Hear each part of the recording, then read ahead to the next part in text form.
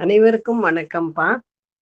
இன்று அந்த பொது மருத்துவத்தில் நான் ஆஸ்துமாவை பற்றி பேச விரும்புகிறேன். இன்று உலகத்தில் உள்ள பொதுவான நோய்களில் blood pressure, diabetes, TB, asthma இதெல்லாம் சாதாரணமா இருக்கு.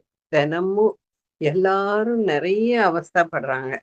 ஸோ இந்த ஆஸ்துமானா என்ன? அது எப்படி பார்க்கணும்? என்ன பண்ணணும்னு அதை பத்தி நான் இன்னைக்கு சொல்றேன் நான். இப்ப ஆஸ்துமான்னு நம்ம சொன்னோன்னு என்ன சொல்றோம்? நிறைய பேருக்கு இந்த நோய் இருக்கு. அது என்னன்னா, அவங்க அவங்க சொந்தக்காரங்க, அவங்க ஃப்ரெண்ட்ஸ் யாருக்கெல்லாம் இருக்கோ, அவங்க மூச்சு விடுறதுக்கு படுற கஷ்டம் தான் நம்மளுக்கு தெரியுது. அத்தனை அவஸ்தைப்படுறாங்க. இந்த நோய் எப்ப வரும்? எத்தனை மணிக்கு வரும்னு ஒண்ணும் தெரியாது. திடீர்னு தான் வரும். அந்த நோய் உற்றவர்கள் என்ன பண்ணுவாங்க தெரியுமா? ரொம்ப கஷ்டப்படுறாங்க. உடல்ல மட்டும் கஷ்டம் இல்ல, உள்ளத்துலயும் அவங்க அவ்வளோ வருத்தப்படுறாங்க. இந்த ஆஸ்மா நோய் உலகம் முழுவதும் இருக்கு. எந்த நாட்டையும், எந்த மக்களையும், இனம், மதம் பார்க்காம, ஆண், பெண், குழந்தைகள்னு பார்க்காம எல்லாரையும் இது பாதிக்குது.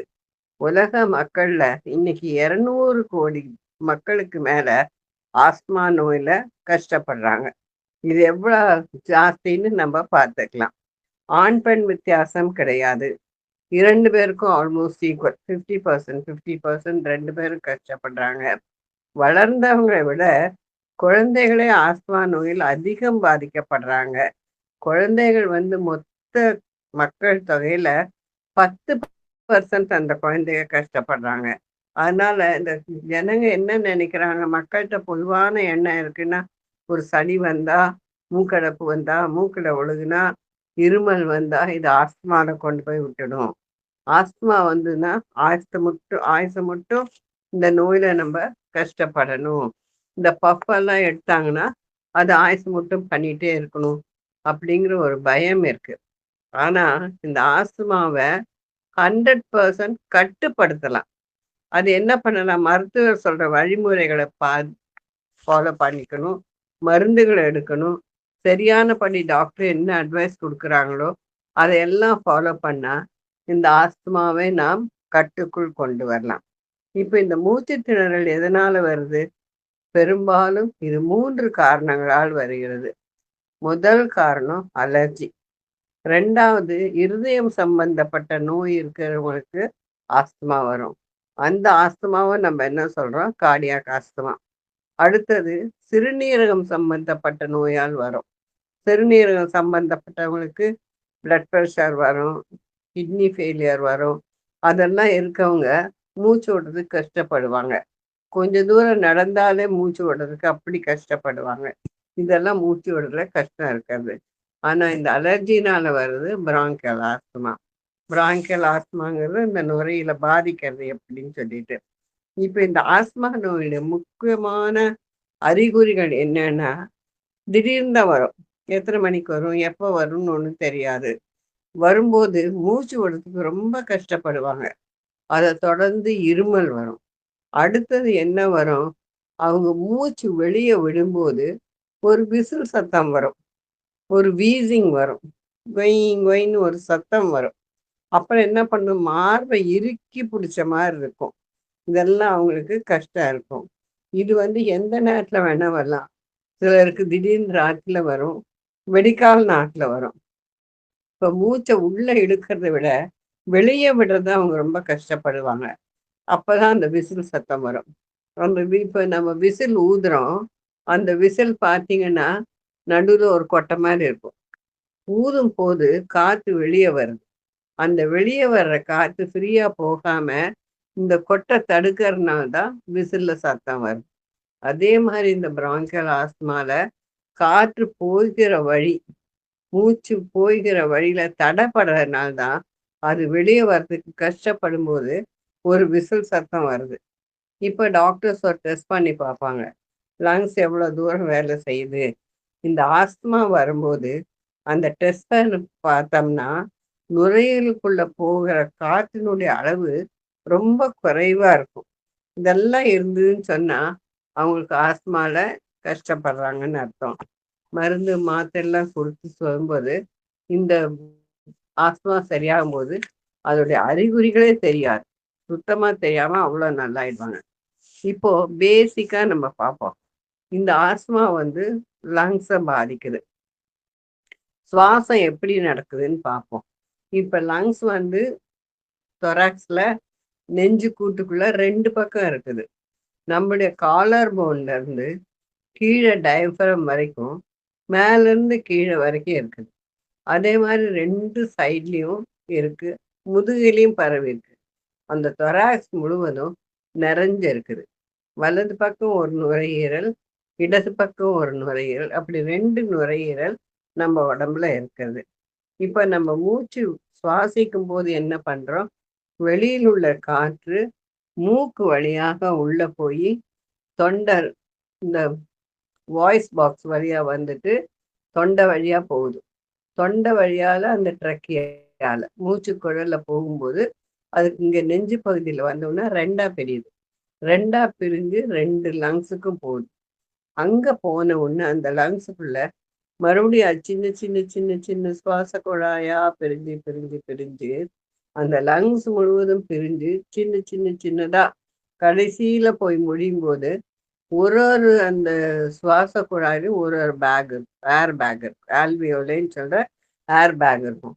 அப்படி அந்த ஏர் பேக்ல தான் காற்று வந்து கடைசியில லங்ஸ் முழுவதும் வந்துட்டு போகுது. இப்ப நம்ம மூச்சு எடுக்கும் போது வெளியில இருந்து காற்று நம்ம சுவாசிக்கிறோம். வெளியில இருக்கிற காற்றுல ஆக்சிஜன் நிறைய இருக்கு. இப்ப அது மூக்கு வழியா உள்ள போய் லங்ஸுக்கு போகுது. 2 லங்ஸ்லயே போன பிற்பாடு அந்த லங்ஸ்ல இருக்க இரத்த குழாய்கள் என்ன பண்ணும்? அந்த வெளிக்காற்று உள்ள வந்திருக்கு இல்லையா?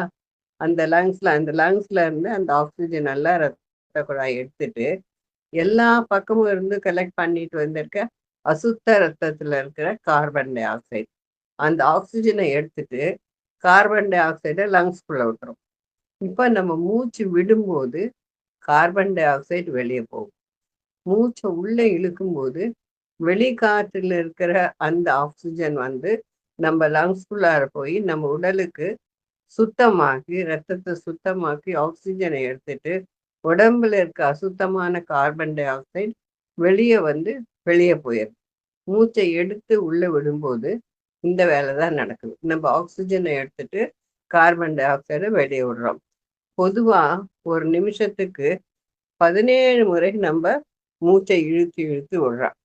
இப்போ நம்ம மூச்சு விடும்போது ஏதா ஒரு ஃபாரின் பாடி வேற ஏதாவது ஒரு சின்ன பொருளோ ஏதோ ஒரு தூசியோ மூக்குக்குள்ள போயிடுச்சுன்னு சொன்னா மூக்குல முடி இருக்கு. அந்த தூசியெல்லாம் அது தடுத்துரும். அதையும் மீறி உள்ள போனா உடனே அது ஒரு அலர்ஜியை ஏற்படுத்தி தும்மல் வரும். அப்படி தும்மல் நிறைய வரும்போது அந்த தூசி தானா வெளியே போயிடும். அதெல்லாம் வேற ஏதாவது ஒரு சளி நெஞ்சில இந்த குழாயில ரத்த குழாயில சேர்ந்துச்சுன்னு வச்சா அப்போ உடனே என்ன பண்ணும்? இருமல் வரும்.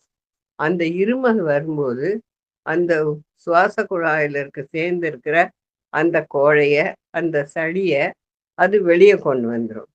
இப்போ நமக்கு ஏதாவது இந்த சுவாச குழாயில தடை ஏற்பட்டா அதுக்கு சாப்பிடும்போது ஒரு சின்ன பறக்க உள்ள போகுது, ட்ரக்கியால நிக்குதுன்னா அந்த பொற போகுதுன்னு சொல்றோம் இல்லையா?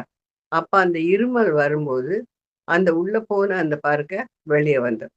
உடனே அந்த ஃபாரின் பாடிய அது வெளியே தள்ளிடும். அப்புறம் நமக்கு ஒரு இயற்கையான சுவாசம் ஏற்படுகிறது. இப்போ ஆஸ்துமாவுடைய அறிகுறிகள் என்னன்னு பார்ப்போம். இப்ப அந்த சுவாச குழாயில இருக்க அலர்ஜி ஏற்பட்டு ஆஸ்துமா ஏற்படும் போது அந்த சுவாச குழாய் இருக்கு இல்லையா? பைப் மாதிரி இருக்கும், விண்டு பைப். அந்த பைப் என்ன பண்ணுன்னா அலர்ஜினால அது சுருங்கிரும். 2வது அதனுடைய உள்பகுதியில அந்த சுவர் பகுதியில இருக்க செல்கள் எல்லாம் வீக்கம் அடைஞ்சிரும்.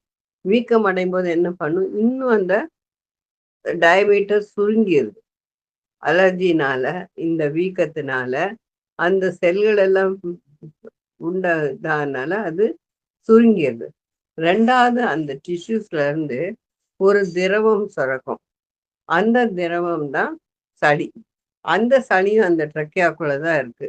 அது கொஞ்சம் திக்கா இருந்ததுன்னா அந்த கபம் கெட்டியாயிரும். இப்ப அந்த கபம் உள்ள போச்சுன்னா இனியும் அந்த குழாயை அடைக்கும். இப்போ அதில் வீக்கம் வருது. அந்த சவ்வு பகுதியிலேருந்து ஒரு திரவம் வருது. இதெல்லாம் அந்த காற்று பைய சு சுருக்கிருது. இது மட்டும் அல்ல, மூச்சு விடும்போது காற்று உள்ள போகிறதும், வெளிய போகிறதும் தடைப்படுது. இதெல்லாம் தடைப்படும்போது என்ன பண்ணுது? வெளியில வரும்போது அந்த விசில் சவுண்ட் வருது. அதெல்லாம தடைப்படும்போது இதெல்லாம் மூச்சு திணறல் வருது.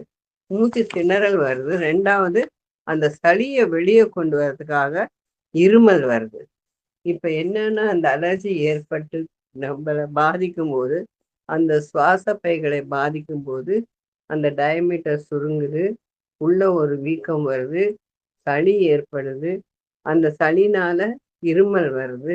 மூச்சு விட கஷ்டப்படுறதுனால, சுவாசம் அடிக்கடி எடுத்து மூச்சு விட கஷ்டப்படுறாங்க. மூச்சு இரைச்சல் வருது. 2வது அந்த ஒரு விசில் சவுண்ட் வருது. இதெல்லாம் அந்த ஆஸ்மானால வருது. இப்ப என்ன ஆகுது? இந்த தொந்தரவு மூச்சு திணறல் வரும்போது, ராத்திரில வந்துன்னு வச்சுக்கோங்க. அப்ப அவங்க நாடி படுக்க முடியாது. தலை வச்சு நேரா படுக்க முடியாது. மூச்சு விடுறதுக்கு இன்னும் கஷ்டமா இருக்கும். அப்ப அவங்க என்ன பண்றாங்க? எந்திரிச்சு உட்கார்ந்துக்கிறாங்க. இல்லாட்டி காத்தே இல்லாத மாரி, மூச்சு விடுறதுக்கு அந்த காற்று பத்தாத மாரி அவங்க ரொம்ப கஷ்டப்படுறாங்க. அப்ப அவங்க என்ன பண்றாங்க? ஜன்னல் கிட்ட போய் நின்னு, கை 2யும் ஊனி, அப்படி மூச்சு வாங்குறாங்க. வாங்கும்போது ரொம்ப கஷ்டப்படுறாங்க. ஸோ, இதனால என்னன்னா, இதுதான் ஆஸ்துமா. இந்த ஆஸ்துமால அவங்க எவ்வளோ கஷ்டப்படுறாங்க, மூச்சு திணறல் எவ்வளோ இருக்குன்னு நம்மளுக்கு தெரியுது. குட்டி, தண்ணி வை. அப்போ இந்த ஆஸ்துமா எதனால வருது? இந்த ஆஸ்துமா அலர்ஜிங்கிற ஒவ்வாமையினால வருது. 3 காரணங்கள் நம்ம சொன்னோம். 1 அலர்ஜி, இருதய சம்பந்தம், கிட்னி சம்பந்தம். இப்ப நம்ம அலர்ஜி பத்தி பார்ப்போம். அலர்ஜி வந்து எதனால வருது? ஒவ்வாமைனால வருது. இது எதுக்காக? எந்த அலர்ஜி? பரம்பரையிலேயே அலர்ஜி இருக்கலாம். தாத்தா பாட்டிக்கு, அப்பா அம்மாக்கு, சித்தப்பா மாமாக்கு, இவங்களுக்கெல்லாம் அலர்ஜி இருந்து ஆஸ்துமா இருந்தா அது பரம்பரையில வரலாம். அப்புறம் சில பொருள்களுக்கு அலர்ஜி. சில பொருள்கள் அவங்களுக்கு ஒத்துக்காது. அப்படி ஒத்துக்காதும் போது அது உள்ள போச்சுன்னா அது தன்னுடைய எதிர்ப்பை தெரிவிக்கும். அந்த எதிர்ப்பை தெரிவிக்கும் போது தான் அந்த ஆஸ்துமா வருது. அடுத்தது, இந்த பொருள் வந்து லங்ஸுக்கு சேரலன்னு சொன்னா உடனே இது ஆஸ்துமாவா வருது. அடுத்தது, சில ஸ்கின்னுல வருது. ஏதா பொருள் மேல பட்டுச்சு, இல்ல ஒரு எறும்பு கடிச்சிருச்சு, ஏதா ஒரு இலையோ பூவோ பட்டுச்சு மேல, அது நம்மளுக்கு அலர்ஜி ஆச்சுன்னு சொன்னா தோல்ல உடனே தடிப்பு வருது. அந்த தோல் வீங்கிடுது. தோல்ல சிகப்பா வருது. இதெல்லாம் ஸ்கின் அலர்ஜி. சிலருக்கு கொப்பளம் கூட வரும். அந்த கொப்பளம் கூட சிலருக்கு உடைஞ்சு அதுல இருந்து தண்ணி கூட வரும். இது வந்து ஸ்கின் அலர்ஜி. இப்போ மூச்சுக்குழல்ல வந்துன்னா அது ஆஸ்துமாவா வருது. இந்த மூச்சுக்குழல்ல வரும்போது நம்ம பார்த்தோம். அந்த அலர்ஜி வரும்போது அந்த பிராங்கியல் அந்த டியூப் வந்து சுருங்கிருது. உள்ள வீக்கம் வருது. சளி உண்டாகுது. மூச்சு விடுறதுக்கு திணறல் வருது. மூச்சு வெளிய போகறதுக்கு கஷ்டப்படும்போது, அது என்ன ஆகுது? ஒரு விசில் சத்தம் வருது. இதெல்லாம் ஆஸ்துமாவா தோணுது. இப்போ இதெல்லாம் அதனுடைய எதிர்விளைவு. அந்த அலர்ஜி வந்துச்சுன்னா, அந்த எதிர்விளைவு ஏற்படும்போது இதெல்லாம் உண்டாகுது. இந்த எதிர்விளைவு என்ன பண்ணுதுன்னா, இத 2 வகையா பிரிக்கலாம். உடனே ஏற்படுறது, இன்னொன்னு கொஞ்சம் நேரம் கழிச்சு தோன்றது. உடனே ஏற்படுறது இந்த ஆஸ்துமா. இதெல்லாம் உடனே இந்த ரியாக்ஷன் எல்லாம் வந்து மூச்சு விட சிரமப்படுறாங்க இந்த அலர்ஜினால. இன்னும் சிலது என்னன்னா, உடனே வராம ஒரு 6 மணி நேரம் கழிச்சு, 8 மணி நேரம் கழிச்சு, 10 மணி நேரம் கழிச்சு அந்த அலர்ஜி நம்மளுக்கு ஏற்படும். இப்ப பொதுவா நம்ம அலர்ஜின்னு சொல்றோம். இப்ப நம்ம வீட்லயே இருக்கிறோம். அப்போ அலர்ஜி எதனால வருது? 1, வீட்ல இருக்க தூசி. சிலருக்கு அந்த டஸ்ட் அலர்ஜி இருக்கும். அந்த ஒட்டடை, கூட்டுற குப்பையில அதெல்லாம் இருக்கும்போது சில கிருமிகள் எல்லாம் இருக்கும். அந்த தூசியிலெல்லாம். இப்ப கீழ மேட் எல்லாம் போட்டிருப்பாங்க. அந்த மேட்ல எல்லாம் சில பாக்டீரியா இருக்கும். இப்ப அதெல்லாம் என்னன்னா, அந்த தூசியெல்லாம் சிலருக்கு ஒத்துக்காது. கரப்பான்பூச்சி இருக்கலாம். பல்லி இருக்கலாம். சிலர் பெட்ஸ் வச்சிருப்பாங்க. ஆசையா வளர்த்தறதுக்கு பூனை, நாய், கிளி இதெல்லாம் வச்சிருப்பாங்க. அந்த பூனையோட முடி, நாயோட முடி இதெல்லாம் அலர்ஜி ஆகும். அடுத்தது சீசனல் அலர்ஜி. இப்போ பருவ காலம் மாறிட்டே இருக்கும். கோடை காலம் மாறி, குளிர்காலம் மாறி, பனிக்காலம் இதெல்லாம் வரும்போது சில கிளைமேட் அவங்களுக்கு ஒத்துக்காது. அந்த பருவ காலத்துல அவங்க இருந்தனா, அப்போ அவங்க கண்டிப்பா உடனே மருந்து எடுத்து இத பார்க்கலைன்னா, அது ஜாஸ்தி ஆகும். இப்போ இதெல்லாம் அலர்ஜினால வருது. அலர்ஜி சம்மந்தப்படாம வேறு காரணங்களாலயும் வரலாம். வேறு என்னென்ன காரணம் இருக்குன்னா, நம்ம மூச்சு குழாயில உண்டாகும் கிருமிகளின் தாக்குதல்.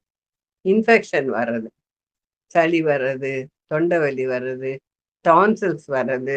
இதெல்லாம் அந்த இன்ஃபெக்ஷன்னால. இந்த இன்ஃபெக்ஷன்னால சளி கோர்த்துக்கும், இன்ஃபெக்ஷன்னால தொண்டையெல்லாம் வீங்கிக்கும். அந்த செல்ஸ்ல எல்லாம் ரியாக்ஷன் வரும். இதனால இது வந்து ஆஸ்துமால கொண்டு விடும். அடுத்தது சைனஸ் ட்ரபிள் இருக்கலாம். சைனஸ் ட்ரபிள்ங்கிறது என்னன்னா, சைனஸ் வந்து நம்ம ஸ்கல்லு, முகம், கபாலம். அந்த கபாலத்துல இருக்கிற காற்று பைகள். புருவத்துக்கிட்ட 2 இருக்கு. கன்னத்துக்கிட்ட 2 இருக்கு. தாடைகிட்ட 2 இருக்கு. அப்படி 3 பேர் ஆஃப் சைனஸஸ் இருக்கு. அந்த சைனஸஸ் காற்றுல காலியான இடம். அந்த இடத்துல சளி பிடிச்சதுன்னா, அந்த இடத்துல இன்ஃபெக்ஷன் வந்ததுன்னா, அதுதான் சைனசைட்டிஸ்ன்னு சொல்லுவோம். அந்த சைனசைட்டிஸ் வரும்போது, அதுலேருந்து சளி எல்லாம் வரும்போது, அது ஆஸ்துமால கொண்டே விடும். அப்புறம் மூக்குல அலர்ஜி வந்து ஏதாவது தூசி எல்லாம் சேரலைன்னா, மூக்குல இருந்து தண்ணியா வடியும். எப்ப வரும்னு தெரியாது. அது பாட்டுல அது தண்ணியா வடிஞ்சுட்டே இருக்கும். அது அலர்ஜினால ரைனைட்டிஸ். அடுத்தது புரையேறுதல். அந்த தூசி மூக்குல அடிச்சிட்டு தொண்டையில போயிரும். இல்ல ஏதாவது சாப்பிடும்போது ஒரு பருக்கையோ, வேற ஏதாவதோ தொண்டையில போய் உணவு குழாயில போகாம மூச்சு குழாயில போயிடும். அப்படி போகும்போது என்ன பண்ணும்? உடனே இருமல் வரும். கன்டினியூஸா இருமல் வந்து அந்த சிக்குன சாதமோ ஏதோ வெளியே வர்ற வரைக்கும் அந்த இருமல் இருந்துட்டே இருக்கும். அப்படி அப்படி கன்டினியூஸா இருமல் வரும்போது அது ஆஸ்துமால கொண்டே விடும். அடுத்தது வெதர் சேஞ்சஸ், காலநிற மாறுபாடு. சிலருக்கு குளிர்ச்சியிலும் வரலாம், சிலருக்கு வெயில் காலத்துலயும் வரலாம். அது அவங்கவுங்க உடல்நிலையும் அந்த அலர்ஜியும் பொறுத்தது. அடுத்து நச்சு புகை, டாக்ஸிக் புகைன்னு சொல்லுவாங்க. அடுத்தது மருந்துனால, சில மருந்துக்கு அலர்ஜி ஆனா, சிலருக்கு வேலை செய்யற இடம் ஒத்துக்காது. சிலருக்கு மாதவிடாய் சமயத்துல அந்த ஹார்மோனல் இம்பேலன்ஸ் இருந்தா அவங்களுக்கு வரும்.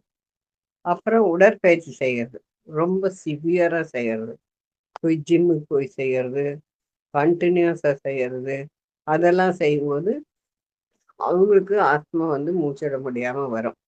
இப்போ இன்ஃபெக்ஷனால வர்றது விட்டுருங்க. சைனசைட்டிஸ், அந்த மூக்குல தொண்டையில வர்ற கிருமினால, மூக்குல சளி வருது, ரைனைட்டிஸ் இதெல்லாம் இன்ஃபெக்ஷனால. குறையிறது வேற இது ஃபாரின் பாடி எதா போறதுனால. இப்போ அந்த ஃபாரின் பாடி எதா போச்சுன்னா, அது தடம் மாறி அந்த சுவாசக்குள்ள போயிடுச்சுன்னா, ரொம்ப இருமல் வரும். அது வெளியே வர்ற வரைக்கும் இருமல் வரும். அந்த போகிற ரொம்ப விட முடியாம போயிச்சு, அங்கேயே கொஞ்ச நேரம் நின்றுச்சுன்னா, அந்த இடத்துல வீக்கம் வரும், மூச்சுக்குழாய் வீங்கிரும், மூச்சுக்குழாய் செருங்கிரும், சளி வந்துரும். இத்தனை இருந்து ஆஸ்துமால வரும். இந்த ஆஸ்துமாவோட அறிகுறி எல்லாம் அப்ப தெரியும். நச்சு புகை. நச்சு புகைன்னா என்னன்னா, இப்போ காலையில வெகு நேரத்துல ஒரு 3 மணி 4 மணிக்கு எந்திரிச்சு வெளியில வந்தா, அந்த காற்று மண்டலத்துல ஓசோன் இருக்கும். ஓசோன் ரொம்ப நல்லதுன்னு சொல்லுவோம். ஓசோன் வந்து நிறைய ஆக்சிஜன் இருக்கும். ஆக்சிஜன் கண்டென்ட் ஓசோன்ல ரொம்ப ஜாஸ்தி. இப்போ அந்த ஓசோன்ல என்ன ஆகும்னா, இந்த மார்கழி மாசம் மாதிரி இருக்கும் சமயத்துல, பனி காலத்துல அந்த ஓசோன்ல நிறைய பனித்துளி இருக்கும். நிறைய ஈரப்பதம் இருக்கும். அது சிலருக்கு ஒத்துக்காது. அப்ப மார்கழி மாசம் என்ன பண்ணுவாங்க, ஆண்கள் எல்லாம் பஜனை பாடிட்டு வருவாங்க. பெண்கள் எல்லாம் என்ன பண்ணுவாங்க, காலையில் நேரத்துல இருந்து வாசல்ல பெரிய பெரிய கோலம் போட்டு அந்த சாணம் வச்சு பூவெல்லாம் வைப்பாங்க. அப்ப அந்த வரும்போது அந்த பனியோ, அந்த ஈரப்பதமோ ஒத்துக்கலைன்னா, அது அலர்ஜி ஆயி ஆஸ்துமான கொண்டு வரும். அடுத்தது நச்சு புகைன்னு சொல்றது என்னன்னா, sulphur di oxide, nitrogen di oxide, cigarette புகை இதெல்லாம்.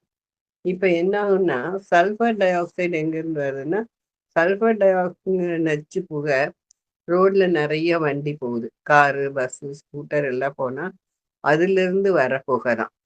அந்த புகை மண்டலம் காற்று மாசுபடுது. அதுல ஆக்ஸிஜன் கூட இந்த சல்பர் டை ஆக்சைடு நெறைய இருக்கு. இந்த நச்சு புகை சிலருக்கு சேராது. அந்த புகையில சேரும்போது, அந்த புகையினால அவங்களுக்கு ஆஸ்துமா வரலாம். அடுத்தது நைட்ரஜன் டை ஆக்சைடுன்னு சொல்லுவோம். அந்த நைட்ரஜன் டை ஆக்சைடு எப்படி வருதுன்னா, இப்ப என்ன சொல்றாங்க, நீங்க வந்து பாத்ரூம் எல்லாம் கழுவுறதுக்கு ஒரு ஆசிட் விக்கிறாங்க. அந்த ஆசிட் போட்டா ஒரே புகை வரும். அந்த புகை வந்தா கண்ணு எரிச்சல் ஆகும். அந்த புகை தொண்டைக்கெல்லாம் போகும்போது மூச்சே விட முடியாது. அந்த மூச்சே திணறிரும். அந்த புகை ஒரு நச்சு புகை.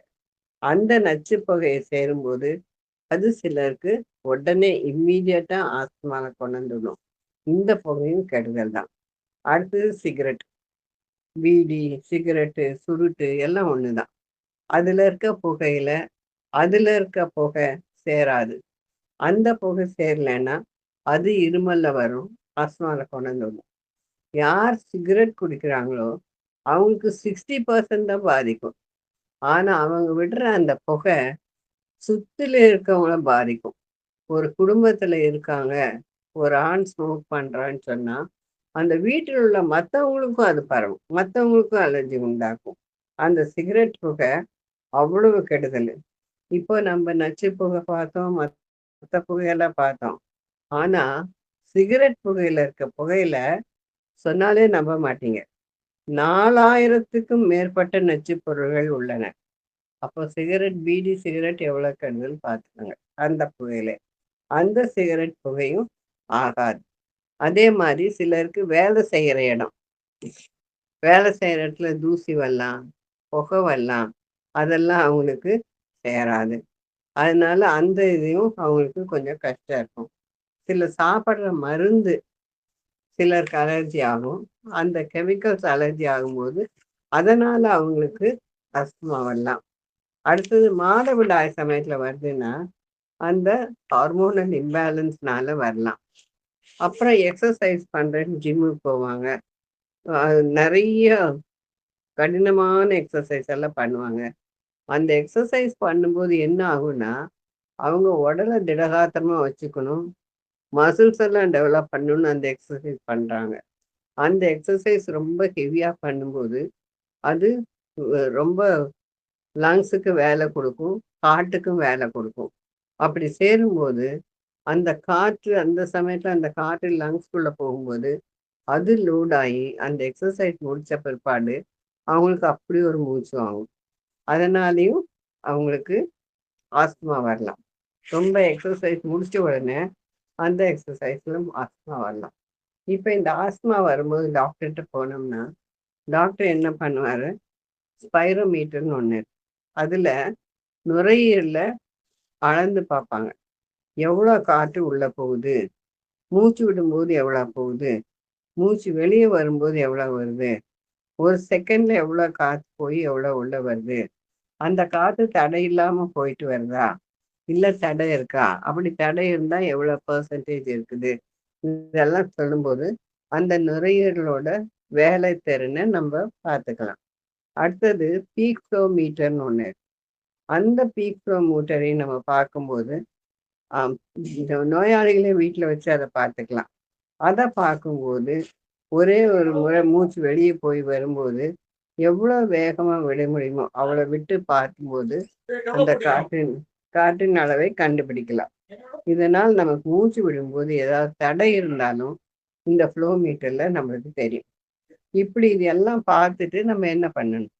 இப்ப காற்றின் அளவு கம்மியா இருந்தா, அதுக்கு இது பின்னாடி ஆஸ்துமா வரலாம். அப்போ உடனே ட்ரீட்மெண்ட் எடுத்துக்கலாம். ஈஸியா காத்து போய் வர்றதுக்கு, அந்த டியூப் எல்லாம் டயலேட் ஆகறதுக்கு, விரிஞ்சு கொடுக்கறதுக்கு, அந்த கோழை கம்மியாகறதுக்கு, இதுக்கெல்லாம் நம்ம மருந்து கொடுத்தோம்னா ஆஸ்துமா வர்றதுக்கு முன்னாடியே அது கொஞ்சம் ட்ரீட் பண்ணிக்கலாம்.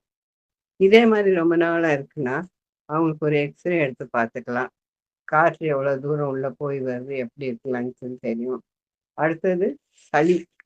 அவங்களோட சளியை எடுத்து டெஸ்ட் பண்ணோம்னா அந்த சளியில என்ன இன்ஃபெக்ஷன் இருக்குது, என்னென்ன கிருமி இருக்கு, பாக்டீரியா இருக்கா, வைரஸ் இருக்கா, எவ்வளோ இருக்கு, எவ்வளோ பர்சன்டேஜ் இருக்குன்னு பார்த்து அதையும் நம்ம வைத்தியம் பண்ணி சரி பண்ணிடலாம். அதே மாதிரி ஆஸ்மா எவ்வளோ தீவிரமா இருக்குன்னு அதையும் தெரியும். இப்போ ஆஸ்மா வந்துன்னா அதனால என்னென்ன வரும்?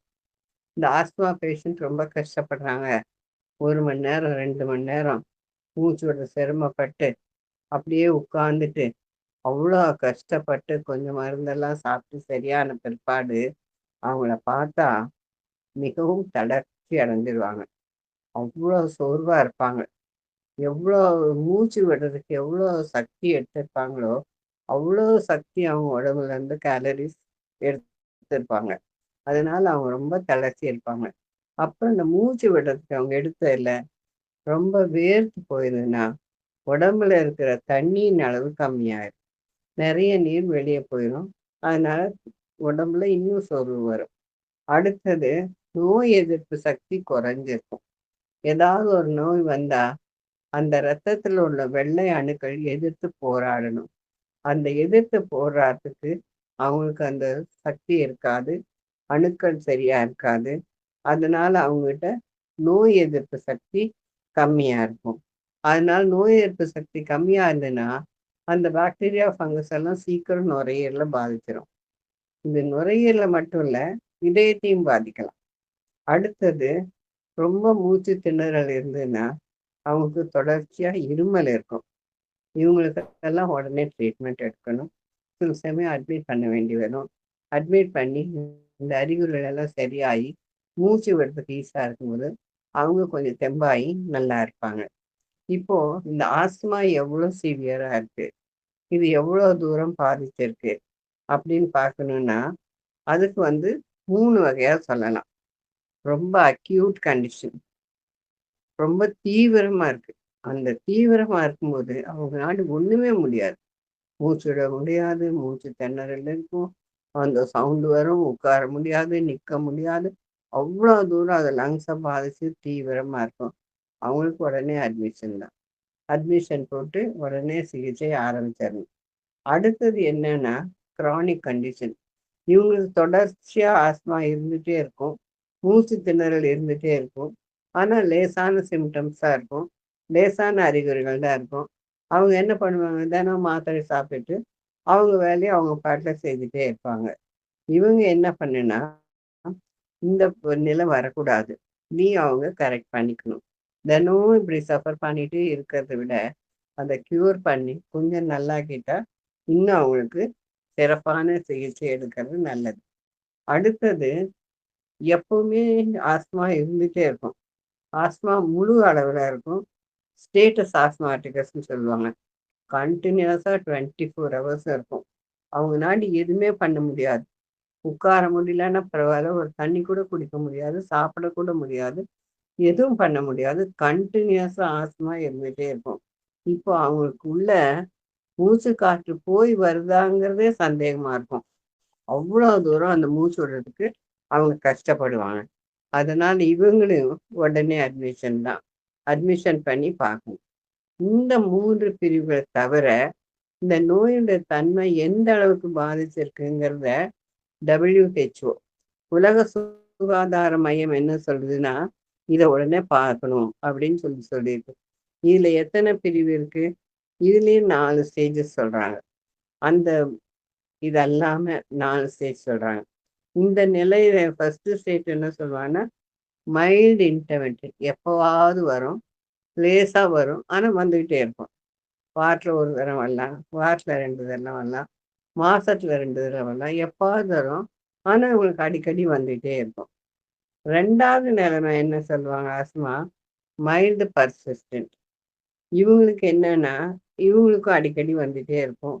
இந்த இயல்பு வாழ்க்கை பாதிக்கும், ஆனா கூட அவங்க அதை செய்துட்டே இருப்பாங்க, முடியாம செய்வாங்க. உடம்புல சத்தே இருக்காது. பேசக்கூட முடியாம வந்துட்டு மருந்து சாப்பிட்டுட்டு அவங்க வேலை செய்வாங்க. அடுத்த 3வது ஸ்டேஜ் என்னன்னு சொன்னா, மாடரேட் பர்சிஸ்டன்ட் ஆஸ்துமா. இது தொடர்ந்து இருக்கும். நடுத்தரமான ஆஸ்துமா. இது வந்து தினமும் இருக்கும். தினமும் மருந்து சாப்பிடுவாங்க. இயல்பு வாழ்க்கை கண்டிப்பா பாதிக்கும். வாரத்துல 2 மணிக்கு மேல சில சமயம் ஜாஸ்தி ஆகலாம். இந்த மாதிரி இருக்கும்போது, இவங்க இவங்களும் உடனே ட்ரீட்மெண்ட் எடுத்துட்டு, இந்த கஷ்டம் இல்லாம அத பார்த்துக்கணும். அடுத்தது நிலைமை என்னன்னா, சிவியர் பர்சிஸ்டன்ட். இவங்களுக்கு ஆஸ்துமாவின் அறிகுறிகள் தொடர்ந்து இருந்துட்டே இருக்கும். நாளாக, நாளாக, நாளாக இவங்களுடைய உடல் உழைப்பு மிகவும் குறைந்துவிடும். இயல்பான வேலை, நம்முடைய ரொட்டீன் ஒர்க்கே இவங்கனால செய்ய முடியாது. தன்னை பார்த்துக்கிறதுக்கே அவங்களுக்கு கஷ்டமா இருக்கும். குளிக்கிறது, ட்ரெஸ் மாத்துறது, தலை சீவுறது, நடக்கிறது இதெல்லாம் அவங்களுக்கு ரொம்ப கஷ்டமா இருக்கும். எல்லாத்துக்குமே ஒரு உதவி வேணுங்கிற மாரி, அந்த நோயின் தீவிரம் அதிகரித்து தொல்லை கொடுக்கும். இரவு நேரத்துல படுக்கறதுக்கு கஷ்டமா இருக்கும். இரவு நேரத்துலயும் அடிக்கடி வரும். இப்பேற்பட்ட இந்த 4 ஸ்டேஜ் இருக்கிற பேஷண்ட்ஸும் டாக்டர்ட்ட போய் இன்வெஸ்டிகேஷன்ஸ் எல்லாம் பண்ணிட்டு, எல்லாமே பண்ணிட்டு, ட்ரீட்மெண்ட் எடுத்துட்டு, உடல சீராக வச்சு ஆஸ்துமாலேருந்து தன்னை காப்பாத்திக்கணும். அடுத்தது தற்காப்பு. இப்ப இத்தனை வருது, ஆஸ்துமா வருது, இத்தனை ஸ்டேஜஸ் இருக்கு. இதெல்லாம வரணும்னா, நம்ம என்ன பண்ணணும்? இந்த அலர்ஜி எங்கிருந்து வேணா வரலாம். இப்போ நம்ம ஒண்ணுமே செய்ய வேண்டாம். ஆனா வெளியில இருந்து வரலாம். வெளியில எங்கிருந்து வரலாம்? தாவரங்கள்ல இருந்து, மரங்கள்ல இருந்து, செடி கொடிகள்ல இருந்து, அதனுடைய மகரந்த தூள். அது வந்துச்சுன்னா, அது சிலருக்கு ஆஸ்துமா ஆகும். சிலர் அந்த அந்த பூச்சி, அந்த இலை, அந்த செடி அதெல்லாம் சேரலைன்னு சொன்னா, அந்த ஆஸ்துமா வரும். அதனால தாவரங்கள்ல இருந்து கூட வரலாம். அடுத்தது காலநிலை மாறுபாடு. அத நம்ம ஒண்ணும் பண்ண முடியாது. வருஷத்துல 4 வாட்டி அந்த பருவ மாற்றம் இருந்துகிட்டே இருக்கும். ஒவ்வொரு மாற்றத்துக்கும், ஒவ்வொரு பருவநிலைக்கேற்ப நாம் நம்மளை பாதுகாத்துக் கொள்ள வேண்டும். குளிர்காலம் வரும்னு தெரியும். அப்ப அதுக்கு தகுந்த மாரி நம்முடைய சாப்பாடு, உடை இதெல்லாம் நம்ம பார்த்துக்கணும். இந்த செடி கொடிகள்ல இருந்து மகரந்த தூள் மட்டும் இல்ல, ஃபங்கஸ் வரலாம். 2வது வீட்ல இருக்க தூசி எல்லாம் அது சேராது. உணவுப் பொருட்கள், சில சில பூச்சிகள், பரம்பரை, இந்த நோய் கிருமிகள். 2வது மன அழுத்தம், ஸ்ட்ரெஸ்ஸு. ரொம்ப யோசிக்கிறது, ரொம்ப கவலைப்படுறது, ரொம்ப யோசிச்சுட்டே உட்கார்ந்து தனக்கு தானே மனசுல அழுந்தி இருக்கும்போது, அது ஆஸ்துமால கொண்டு வந்து விடும். That is stress asthma. மன அழுத்தத்தினால வர நோய்கள். வேலை செய்யற இடத்துல சூழ்நிலைகள் இதெல்லாம் வரும்போது இந்த ஆஸ்துமா வரும். இப்ப இதுல இருந்து நம்மள காப்பாத்திக்கலாம். இது வெளியில இருந்து வர்றது வேற. இந்த மாதிரி வெளியில இருந்து வந்தாலும் இவற்றிலிருந்து நாம் நம்மை காப்பாற்றிக் கொள்ளலாம். ஆஸ்துமா வராம நம்மை பாதுகாத்துக் கொள்ளலாம். இப்ப என்னன்னா, தாவரங்கள்ல இருந்து இதெல்லாம் வரும்போது செடிகிட்ட போகக்கூடாது. வீட்டுக்குள்ள அழகுக்கு செடி வைப்பாங்க, வேண்டாம். ஜன்னல் கிட்ட செடி வைப்பாங்க, வேண்டாம். வாசல்ல சில அழகு செடிகள் எல்லாம் வைப்பாங்க. சப்போஸ் அந்த செடியில இருந்து, அந்த பூவுல இருந்து, அந்த மகரத்துல இருந்து நம்மளுக்கு வருதுன்னா, அந்த செடியெல்லாம் வைக்காம, அதுல இருந்து நம்ம காப்பாற்றிக்க வேணாம். அடுத்தது ஃபங்கஸ். ஃபங்கஸ் வந்துன்னா லங்ஸை ரொம்ப பாதிக்கும். மூச்சு விடுறதுக்கே அவ்வளோ சிரமமா இருக்கும். ஒரு இருமல் வரும். சளி வந்துகிட்டே இருக்கும். அந்த ஃபங்கஸ் உள்ள இருக்க வரைக்கும் அந்த பேஷண்ட்டுக்கு தொந்தரவு இருந்துகிட்டே இருக்கும். அந்த ஃபங்கஸ் எங்கேருந்து வரும்னா, வீட்ல இருந்தே வரலாம். வீட்ல நம்ம ஏதாவது சாப்பிட்ற பொருள் எல்லாம் வச்சிருப்போம். பழைய சாப்பாடு பழசு மீறி போனா, அதுல ஃபங்கஸ் வரலாம். பிரெட் வச்சிருக்கலாம். அந்த பிரெட் ஈரப்பதத்துல பிரெட்ல ஃபங்கஸ் வந்துக்கலாம். அத சரியா கவனிக்காம அத சாப்பிட்டோம்னா, அது உள்ள போகும். அந்த ஃபங்கஸ்ல இருந்து அலர்ஜி வந்து போகலாம். அதனால இதுல இருந்தெல்லாம் நாம் நம்மை காப்பாற்றிக் கொள்ள வேண்டும். அப்புறம் இந்த செடியில இந்த ஃபங்கஸ் இதெல்லாம் பார்த்துட்டு, இதெல்லாம் இருந்தோம்னா, நம்மளுக்கு இந்த ஆஸ்துமால இருந்து கொஞ்சம் காப்பாத்திக்கலாம். இப்ப எப்படி காப்பாத்திக்கலாம்ன்னு சொன்னா, வீட்டுக்குள்ள உள்ள, வெளிய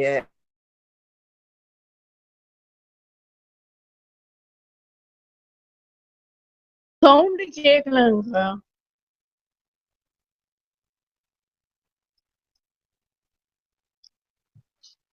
சவுண்டு கேட்கலையேக்கா. வெளியோ செடியில இருந்து நம்ம காப்பாத்திக்கணும். இதெல்லாம் செய்து வந்தா இதுல இருந்து நம்ம காப்பாத்திக்கலாம். இதெல்லாம் நம்மளை நாம காப்பாற்றிக்கொள்ள வழி. இப்ப சொல்றோம்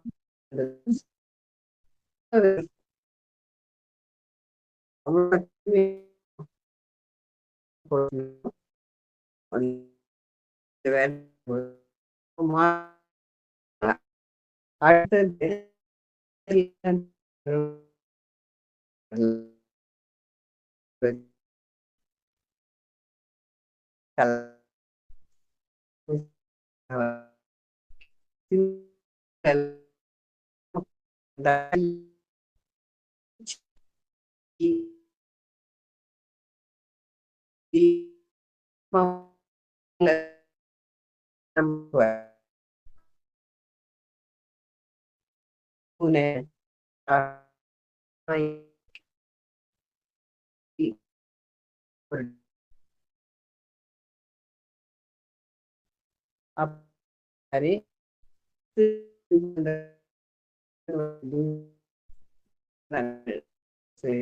இதெல்லாம் கூட நம்மளுக்கு வரும்.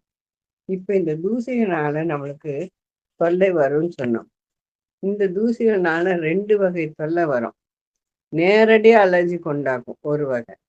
இன்னொன்னு இவைகள் மைட்டுன்னு சொல்லுவாங்க. சின்ன சின்ன சின்ன சின்ன பூச்சி. அது என்னன்னா, அந்த இப்ப பெட் இருக்குது, தலகாணி இருக்குது. அதுல எல்லாம் அந்த சின்ன சின்ன மைட்ஸ் இருக்கும். அந்த மைட்ஸுங்கிறது மில்லி மீட்டர்ல 1/3 இருக்கும். அவ்வளோ சின்னதா இருக்கும். ஆனா அது அலர்ஜி பண்ணும். அது என்ன சொல்லுவாங்கன்னா, 1 கிராம் தூசி எடுத்து நீங்க பார்த்தீங்கன்னா, அதுல குறைஞ்சது 200 மைட்ஸ் இருக்குமாம். அதனால அப்ப எவ்வளவு தூசி இருந்தா எவ்வளவு இருக்கும்? அந்த மைட்ஸ் இருந்தாலும் ராத்திரி அதுல படுக்கும்போது, ஊசி விடும்போது அலர்ஜி வரலாம். ஸோ இதெல்லாம் என்ன பண்ணணும்? வீட்டை நல்லா சுத்தமா வச்சுக்கணும். கரப்பான், எலி இதுல இருந்தா பார்த்துக்கணும். வளர்ப்பு இதெல்லாம் ஒத்துக்கலைன்னா வேண்டாம். அந்த நாய், பூனையெல்லாம் நம்மளுக்கு வேண்டாம். நம்ம வளர்க்க வேண்டாம். யாரோ வளர்த்திட்டு போறாங்க. அடுத்தது வீடு முழுவதும் சுத்தமா வச்சுக்கணும். பஞ்சில இருக்க தலகாணில எல்லாம் சீக்கிரம் மைட்ஸ் வரும். அதனால ஃபோம் வச்ச தலகாணி வாங்கிக்கலாம். படுக்க வர தலகாணி வரையெல்லாம் ஒரு வாரத்துல ஒரு வாட்டியாவது மாத்திரணும்.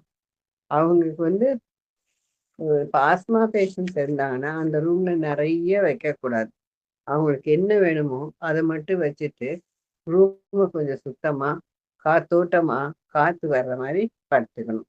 இதெல்லாம் நம்மளே காப்பாத்திக்கிற வழிகள். அடுத்தது சாப்பாடு. சாப்பாடுல ஒத்துக்காது. என்ன சாப்பாடுல என்னென்னலாம் ஒத்துக்காது? இப்போ சாப்பாட்டுல ஒத்துக்காது நிறைய இருக்கும். அதுல ஜாக்கிரதையா இருக்கணும். இப்ப சிலருக்கு ஏதாவது ஒத்துக்கலைன்னா இன்னொருத்தனுக்கு அது ஒத்துக்கும். இன்னொருத்தனுக்கு எது ஒத்துக்காதோ அது நம்மளுக்கு ஒத்துக்கும். அப்ப என்ன சொல்லுவாங்கன்னா, one man's food is other man's poison. ஒருத்தனுக்கு என்ன நல்லா இருக்கோ அது இன்னொருத்தனுக்கு ஆகாரம் இருக்கும். அவங்கவுங்களுக்கு எது ஒத்துக்காது அதை பார்த்து அதை நம்ம தவிர்த்துக்கணும். இப்போ என்னன்னா, சிலர் சாப்பிடும்போது சிலதெல்லாம் ஒத்துக்கலைன்னு சொன்னா அவங்களுக்கு பொதுவா சில வியாதி வரும். ஆஸ்மாவும் வரலாம். இப்போ அதோட எதிர்விளைவு நம்மளுக்கு எப்படின்னு சொன்னா, சாப்பிட்ட உடனே உதடெல்லாம் அரிக்கும், உதடு வீங்கும், வாயில புண்ணு வரும், வயிறு உப்புன மாதிரி ஆயிரும். அப்புறம் சிலருக்கு டயரியா வரலாம், சிலருக்கு தலைவலி வரலாம், சிலருக்கு உடனே ஆஸ்மா வரலாம். அப்ப என்ன அர்த்தம்? அந்த சாப்பிட்ட சாப்பாடு நம்மளுக்கு சேரல அப்படின்னு அர்த்தம். அந்த ஒத்துக்கொள்ளாத நம்ம உணவு ஒத்துக்கொள்ளாத 2 வகையா பிரிக்கலாம். அந்த உணவே ஒத்துக்காது ஒண்ணு. 2வது கால தாமதமாக தோன்றும் அலர்ஜி. அதுவும் இந்த சாப்பாட்டுனால வர்றது. எப்படின்னா, சில சாப்பாடெல்லாம் சாப்பிடும்போது இரத்த குழாய்கள் உள்ள போய் தோல், மூச்சுக்குழாய், உணவு செல்லும் பாதை இதெல்லாம் உடனே பாதிச்சிடும். அப்பவே இதெல்லாம் தெரிஞ்சிடும். சிலது கால தாமதமா தோணும். 1 நாள், 2 நாள், ஒரு வாரம் கழிச்சு கூட தொந்தரவு வரலாம். அப்பதான் நம்மளுக்கு தெரியும் நம்ம அன்னைக்கு சாப்பிட்ட சாப்பாட்டோட பலன் இன்னைக்கு இந்த தொந்தரவு வருது அப்ப சில நாளைக்கு பிறகு வரும்போது எதனால் அலர்ஜி வருதுன்னு நம்மளுக்கு கண்டுபிடிக்க முடியாது. சிலருக்கு சில உணவுப் பொருள்கள் உணவுப் பொருளே அலர்ஜி ஆகும். இன்னொரு வகை என்னன்னா, உணவுல சேர்க்கும் பொருள்கள். அந்த உணவுல சேர்த்து சமைக்கும்போது, அந்த பொருள்கள்னால அலர்ஜி உண்டாகும். இப்ப உணவு பொருளே அலர்ஜிங்கும்போது, சில காய்கறி, சில பழங்கள் சிலருக்கு ஒத்துக்காது. இப்போ எக்ஸாம்பிள் சிலதெல்லாம் சொல்லணும்னா பசும்பால். பசும்பால் சிலருக்கு ஒத்துக்காது. அந்த பசும்பால்ல இருக்கிற புரோட்டீன், லாக்டோஸ் அது ஒத்துக்காது. ஆனா அதே பசும்பால பால் பவுடரா பண்ணுவாங்க. அப்படி பால் பவுடரா சொல்லும்போது, அதுல இருக்கிற அந்த அலர்ஜி உண்டாக்குற புரோட்டீன்ஸ் எல்லாம் மாறிடும். அத மாறுறனால அந்த பவுடர்னால அலர்ஜி வராது. அத நம்ம கவனிக்கணும். 2வது முட்டை சிலருக்கு சேராது. மெயினா முட்டையில இருக்க அந்த வெள்ளை கரு. அந்த புரோட்டீன் சேராது. சிலர் முட்டைய பச்சையா சாப்பிடுவாங்க. அப்படி பச்சையா சாப்பிடக்கூடாது. சின்ன குழந்தைகளுக்கு சின்ன வயசுலயே முட்டை குடுக்க ஆரம்பிக்கக்கூடாது. அடுத்து சில மாமிச வகைகள். சில மாமிச வகைகள்ல என்னன்னா, சிலருக்கு அந்த மாமிசம் ஒண்ணும் பண்ணாது. ஆனா அந்த மிருகத்தினுடைய மத்த உறுப்புகள், கல்லீரல், சிறுநீரகம், மூளை இதெல்லாம் அலர்ஜி பண்ணாது. அந்த மசில் புரோட்டீன்ஸு, போன்ஸ்ல இருக்கிறது, அதெல்லாம் அவங்களுக்கு தொந்தரவு பண்ணலாம். தானிய வகையில நெறைய பேருக்கு கோதுமை ஒத்துக்காது. கோதுமை ஒத்துக்காது. அது ஆஸ்துமா உண்டு பண்ணும். சிலருக்கு சோயாபீன்ஸ். இப்ப பால் சேரலன்னு சொன்னா, சோயா மில்க் எடுத்துக்கங்கன்னு சொல்லுவோம். சிலருக்கு அந்த சோயா மில்க்கே அலர்ஜி. சிலருக்கு வேர்க்கடலை அலர்ஜி. வேர்க்கடலை சாப்பிடாதவங்களே இருக்க மாட்டாங்க. நெறைய பேருக்கு அது பிடிக்கும். ஆனா சிலருக்கு வேர்க்கடலை ஒத்துக்காது. சில பருப்பு வகைகள். நீங்க பார்த்தீங்கன்னா, பாதாம், முந்திரி, பட்டாணி அது மாரி சில பருப்பு வகைகள் ஒத்துக்காது. காளான். காளான்ல 2, 3 வெரைட்டி இருக்கும். சிலருக்கு காளான் ஒத்துக்காது. 2வது ஈஸ்ட். Bakery items. பேக்கரி ஐட்டம்ஸ்ல நெறைய ஈஸ்ட் சேர்ப்பாங்க. பன்னு, பிஸ்கட்டு, பிரெட்டு இதெல்லாம் போட்டா ஈஸ்ட்டும் ஒரு வகை உயிரினம் தான். அந்த பிரெட் போன்றவங்களெல்லாம் செய்யும்போது, அந்த ஈஸ்ட் சிலருக்கு ஒத்துக்காது. சில எண்ணெய், அந்த தாவரங்கள், இல்லாட்டி மிருகங்கள்லேருந்து எடுக்கிற சில வகை எண்ணெய் ஒத்துக்காது. சிலருக்கு சில காய்கறிகள், பழங்கள் இதெல்லாம் ஒத்துக்காது. சிலருக்கு வெந்த காய்களே அலர்ஜி பண்ணும். சிலருக்கு வேகாத காய்கள் அலர்ஜி பண்ணும். நம்ம சாப்பிடும்போது நம்ம தான் கண்டுபிடிக்கணும். பழங்கள் சிலருக்கு அலர்ஜி பண்ணும். அதே மாரி சாக்லேட்டு, கேக்கு, சில கூல் ட்ரிங்க்ஸு, ஐஸ்கிரீம் எல்லாம் அலர்ஜி பண்ணும். மதுபானங்கள். மதுபானங்கள் நெறைய அலர்ஜி உண்டாக்கும். இது சாப்பாடே நேரடியா அலர்ஜி உண்டாக்குது. 2வது வகை உணவுடன் சேர்க்கும் பொருள்கள். அந்த உணவுடன் சேர்க்கும் பொருள்கள் என்னன்னா, உணவு கெட்டு போகாம இருக்கிறதுக்கு சில கெமிக்கல் சேர்த்துவாங்க. பிரிசர்வேட்டிவ்ஸ். அந்த பிரிசர்வேட்டிவ்ஸ் கெடுதல் பண்ணும். உணவு உணவுக்கு கலர் குடுக்கறது. Colouring agents. இப்ப நீங்க ஹோட்டல்ஸ்லலாம் பார்த்தீங்கன்னா, நம்ம வீட்ல செய்வாங்க நான்வெஜ்ஜு. அது ஒரு மாரி ப்ரவுன் கலர்ல இருக்கும். ஹோட்டல்ல போய் பார்த்தீங்கன்னா, ஒரு டார்க் ப்ரவுன்ல, ஒரு ரெட் கலர்ல அப்படி ஒரு அட்ராக்டிவா இருக்கும். அந்த கலரிங் ஏஜென்ட்ஸ். அது கண்ணுக்கு பார்த்த உடனேயே ஒரு சாப்பிடணும்னு தோணும். அந்த கலரிங் ஏஜென்ட்ஸ் ஆஸ்துமா உண்டாக்கலாம். அந்த கலரிங் ஏஜென்ட்ஸ் நெறைய இந்த colouring agents, flavouring agents, preservatives எல்லாம் கார்சினோஜெனிக். ஆஸ்துமா மட்டுமல்ல, கேன்சர் நோயும் அதெல்லாம் உண்டு பண்ணலாம். அடுத்தது உணவுக்கு வாசனை குடுக்கறதுக்கு சில பொருட்கள் சேர்த்துவாங்க. சில உணவுல கலப்படம் சேர்ப்பாங்க. இப்ப சைனீஸ் ஃபுட்டு, மத்த கண்ட்ரி ஃபுட்ல எல்லாம் சேர்க்கும்போது, அவங்க சில கெமிக்கல்ஸ் சேர்ப்பாங்க. அந்த கலப்படங்கள் அலர்ஜி உண்டு பண்ணலாம். அப்புறம் நெறைய கண்ணுக்கு தெரியாம அந்த பூச்சிக்கொல்லி மரங்க, உரங்க, பல பூச்சிகளின் கழிவுப் பொருட்கள் இதெல்லாம் அதுல இருந்துன்னா, அதெல்லாம் அலர்ஜி ஆக்கும். இப்ப இது என்னன்னா, இந்த பொருட்கள் பூரா கெமிக்கல்ஸ். இப்ப நம்மளுக்கு டைரக்ட்டா உண்டு பண்ணது காய்கறி, பழம் மத்தெல்லாம் டைரக்ட்டா வருது. கோதுமை, பால் இதெல்லாம் டைரக்ட்டா கிடைக்கிற உணவுப் பொருள். இந்த ஏஜென்ட்ஸ் எல்லாம் preservatives, colouring agent, flavouring agent இதெல்லாம் கெமிக்கல்ஸ். அந்த கெமிக்கல்ஸ் எல்லாம் முக்கால்வாசி அலர்ஜியை உண்டு பண்ணும். அலர்ஜி மட்டும் இல்லாமல் கேன்சர் கூடயும் உருவாக்கலாம். இப்போ இந்த அலர்ஜினால என்னென்ன உண்டாகுன்னா, தோல்ல புண்ணு வரலாம், தோல்ல எரிச்சல் வரலாம், தோல் செவந்து போகும், தோல்ல அரிப்பு வரும், தோல்ல கொப்பளம் வரும், வாய்ப்புண்ணு வரலாம், தொண்டை புண்ணு வரலாம், வயிற்றுல புண்ணு வரலாம், வாந்தி வரலாம், பேதி வரலாம், பசியே இருக்காது. சிலர் இதெல்லாம் சாப்பிட்டுட்டு வந்தாங்கன்னா பசியே 2 நாளைக்கு இருக்காது. அப்புறம் அலர்ஜி இதெல்லாம் ஆச்சுன்னா தும்மல் வரும், மூக்குல தண்ணியா வரும், ஆஸ்துமா இருக்கும், மூக்குல சதை வளர்ச்சி வரும். அடுத்தது ஒற்றை தலைவலி வரலாம், மயக்கம் வரலாம், அசதி வரலாம். இதெல்லாம் நம்மளை பாதிக்கும். அடுத்தது இது எப்படி கண்டுபிடிக்கிறது? எந்த உணவு நம்மளுக்கு அலர்ஜி, எந்த பழம் அலர்ஜின்னு எப்படி கண்டுபிடிக்கிறது? அவங்க எல்லாம் ஒரு நோட் போட்டுக்கணும். ஒரு டைரி போட்டு டைம் டேபிள் மாதிரி எழுதணும். காலையில் பல்லு விளக்குனது எந்திரிச்சிலேருந்து என்ன சாப்பிட்றாங்க, எத்தனை மணிக்கு சாப்பிட்றாங்க, எவ்வளோ குவான்டிட்டி சாப்பிட்றாங்க. இப்போ காலையில் சொன்னால் பெட் காஃபினா பெட் காஃபி இத்தனை மில்லி லிட்டர்.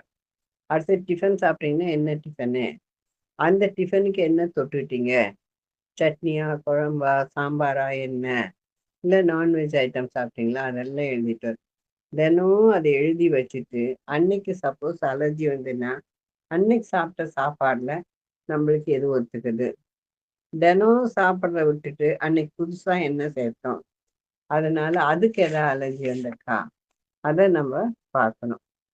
அதை எழுதி வச்சு பார்க்கும்போது எதுன்னு நம்ம கண்டுபிடிக்கலாம். அடுத்தது இது என்ன பண்ணணும்னா, வீட்டில் இருக்க மற்றவங்க சப்போஸ் ஏதாவது ஒரு சாப்பாட்டுக்கு அலர்ஜி, அந்த தேங்காய்க்கோ இல்லை அந்த கடலைக்கோ ஏதோ ஒரு அலர்ஜின்னு சொன்னால் வீட்டில் சமைக்கிறவங்க அவருக்கு தெரியாமல் இனி ஒரு நாள் அதே இதை கொடுக்கும்போது மறுபடியும் அலர்ஜி வந்ததுன்னா டெஃபினட்டாக அது அலர்ஜி, அதை எப்பவுமே தொடக்கூடாது. அந்த மாதிரி வச்சுக்கலாம். அடுத்தது இதெல்லாம் தவிர்த்திடணும். எதெல்லாம் சேரலையோ அதெல்லாம் நம்மளுக்கு சேர்த்தணும். இப்போ முட்டை சேரலையா, பால் சேரலையா, கோதுமை சேரலையா, அதெல்லாம் சேர்த்தக்கூடாது. கடைசி வரைக்கும் சேர்த்தக்கூடாது. அதெல்லாம் விட்டுட்டோம்னா அந்த அலர்ஜியிலேருந்து நம்ம விடுபட்டலாம். அடுத்தது லேபில் போனால் அலர்ஜி டெஸ்ட்னு ஒன்று இருக்கும். அந்த ஸ்கின் டெஸ்ட்டில் அலர்ஜி டெஸ்ட் பண்ணி எதுக்கெல்லாம் அலர்ஜின்னு சொல்லி கண்டுபிடிப்பாங்க. இப்போ உணவு அலர்ஜிக்கு என்ன பரிகாரம் பண்ணுறது? எது சேரலையோ அது விட்டுறணும். இப்போ குழந்தைகளுக்கு பால், சர்க்கரை, முட்டை இதெல்லாம் ஒத்துக்கலைன்னா நம்ம கொடுக்கக்கூடாது. 2வது அலர்ஜி உண்டாக்கும் பொருள்களுக்கு அந்த இதில் இருக்க புரோட்டீன் தான் காரணம். அப்போ அந்த புரோட்டீனை நல்லா வேக வைக்கும்போது அந்த அலர்ஜி வராது. அது வேக வச்சு சாப்பிட்டாலும் அது வந்ததுன்னு சொன்னால் அதையும் விட்டுறணும். இப்போ என்ன ஆகுன்னா, சிலதெல்லாம் சாப்பிடும்போது சில நோய்களையும் அது உண்டாக்கும் அப்படின்னு சொல்லி சொல்கிறாங்க. தோல் வியாதி வரலாம், வயிற்று வியாதி வரலாம், நரம்பு பாதிக்கலாம், ஆஸ்துமா வரலாம். அப்போ இது ஒரு மட்டும் இல்லை, 2-3 சிஸ்டத்தை இது பாதிக்குது. அதனால எது எது ஒத்துக்காதோ அதை கம்ப்ளீட்டாக விட்டுறணும். இப்போ ஒரு எக்ஸாம்பிள் நம்ம சொல்லணும்னா, ஆஸ்துமாவை எடுத்துட்டோம்னா பால் பொருட்கள்னால வருதுன்னா அந்த பாலை காய்ச்சினாலும் அந்த லாக்டோஸ் ஒத்துக்காது. அந்த பாலை கம்ப்ளீட்டாக பால் ப்ராடக்ட்ஸ் எல்லாம் பால், சீஸு இதெல்லாம் விட்டுறணும். அடுத்தது சோடியம் பென்சோயேட், அமோனியம் சோடியம் குளுக்கட்டேட் இருக்கு. இந்த சைனீஸ் ஃபுட்ல எல்லாம் இது ஜாஸ்தி சேர்ப்பாங்க டேஸ்ட்டுக்காக. அது சுத்தமே அலர்ஜின்னு அதெல்லாம் விட்டுறணும். சல்ஃபர் டை ஆக்சைடு, சோடியம் மெட்டாபைசல்ஃபைட் இதெல்லாம் கலக்கிறது, வெளியிலேருந்து கலக்கிற பொருட்கள். இந்த மாதிரி கலக்கிற பொருள் எல்லாம் நம்ம விட்டுடலாம். இதெல்லாம் அலர்ஜி வரும்போது மூக்கில் தண்ணி வர்றது மட்டும் சதை வளர்ச்சி வரும். அந்த சதை வளர்ச்சி வரும்போது மூக்கில் வருஷம் முழுவதும் நம்மளுக்கு தொந்தரவு இருந்துகிட்டே இருக்கும். ஒரு சின்ன அலர்ஜி வந்தால் கூட மூச்சு விடுறது ரொம்ப கஷ்டமாக இருக்கும். அதனால இந்த உணவு சாப்பிடும்போது எது சேரும் எது சேராதுன்னு அதை விட்டுறணும்.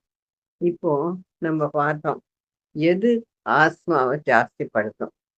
என்னென்ன ஜாஸ்திப்படுத்துனா, ஒன்று பரம்பரை, 2வது இன்ஃபெக்ஷன், வெளியிலேருந்து வர்றது இன்ஃபெக்ஷன், காலநிலை, காற்று, காத்து அடிக்கும்போது அந்த காத்து எங்கிருந்து வருதோ அது தூசி கொண்டு வரும், இந்த பொலன் ரென்ஸ் கொண்டு வரும், மற்றதெல்லாம் கொண்டு வரும். அந்த காத்துல இருந்து ஜாக்கிரதையா இருக்கணும். வேலை செய்யற இடம், அந்த வேலை நம்மளுக்கு ஒத்துக்குதா, வசிக்கிற இடம், மனநிலை இதெல்லாம் பார்க்கணும். இன்ஃபெக்ஷன் வந்துன்னா உடனே டாக்டர்கிட்ட போய் உடனே மருந்து வாங்கி அந்த இன்ஃபெக்ஷனை கண்ட்ரோல் பண்ணிக்கணும். காலநிலை மாறும்போது அந்த காலநிலைக்கேற்ற நம்மளை மாற்றிக்கணும். அந்த காலநிலைக்கேற்ற உணவு, காலநிலைக்கேற்ற உடை எல்லாம் மாற்றிட்டு நம்ம பண்ணிக்கணும். காற்று காற்று வந்து வருஷம் முழுவதும் ஒரே திசையில இருந்து வராது, மாறி மாறி வரும். அதை பார்த்துக்கணும்.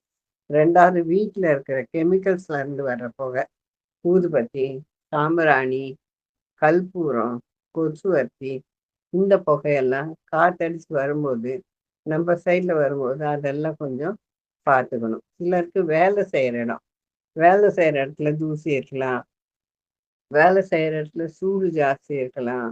வெல்டிங் வைக்கிறவங்க அந்த மாதிரி இருக்கிறதுலாம் சில சேராத போது அது அலர்ஜி உண்டுபடும்.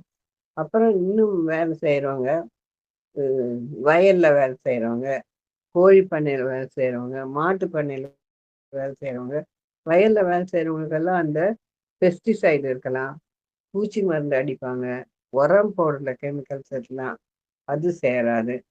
கோழி பண்ணையில் கோழி போடுற சாப்பாடு, அந்த கோழி கழிவுகள், அந்த இடம் சுத்தம் பண்ணாமல் இருக்கிறது, இதெல்லாம் வரும். இதே மாதிரி மாட்டு பண்ணை இதெல்லாம் செய்யும்போது பார்த்துக்கணும். இதுலெல்லாம் இருந்து என்னன்னு பார்த்துக்கணும். துணி துவைக்கிறவங்க அந்த துணியை கிளீன் பண்ணுறதுக்கு நிறைய கெமிக்கல்ஸ் யூஸ் பண்ணுவாங்க. அந்த கெமிக்கல்ஸ் எல்லாம் சேரலைன்னா அவங்களுக்கு வந்து ஆஸ்மா வரும். அது வேலை செய்யணும். மாவு அரைப்பாங்க மில்லில். அந்த மாவு அரைக்கும் போது வெவ்வேறு மாவு, அந்த மாவில் வர்ற தூசி, அந்த மாவில் வர்ற புகை, அதெல்லாம் இரிட்டேட்டிங்காக இருந்தால் நம்மளுக்கு தும்மல் வரும், இருமல் வரும். அது வந்து நம்மளுக்கு ஆஸ்மாவில் கொண்டு விடலாம். அதே மாதிரி நம்ம இருக்கிற இடம் பீச்சுக்கு பக்கத்தில் இருக்கலாம், மலை மேலே இருக்கலாம், வெயில் இருக்கிற இடமா இருக்கலாம். அப்போ சிலருக்கு அந்த இடம் ஒத்துக்கலைன்னு சொன்னால் இடத்த மாற்றிக்கிறது நல்லது. ஏன்னா அந்த இடத்துல நம்ம இருந்தே ஆகணும், வசித்தே போகணும். அதனால கொஞ்சம் இருக்கிற இடத்தையும் நம்மளுக்கு சேருதான்னு பார்த்துக்கணும். அடுத்தது மனநிலை. அந்த ஸ்ட்ரெஸ்ஸு வந்துன்னா அது ஆஸ்மாவில் கொண்டு விடும். மனநிலை பாதிக்கிறவங்களுக்கு அந்த ஆஸ்மா ரொம்ப தொந்தரவு பண்ணும். அவங்கள பற்றி எல்லாம் ஆராய்ச்சி செய்ததில் என்ன சொல்கிறாங்கன்னா, அவர்கள் பெரும்பாலும் அவருடைய பற்றி நினைவிலேயே இருப்பாங்க, யோசிச்சுட்டே இருப்பாங்க.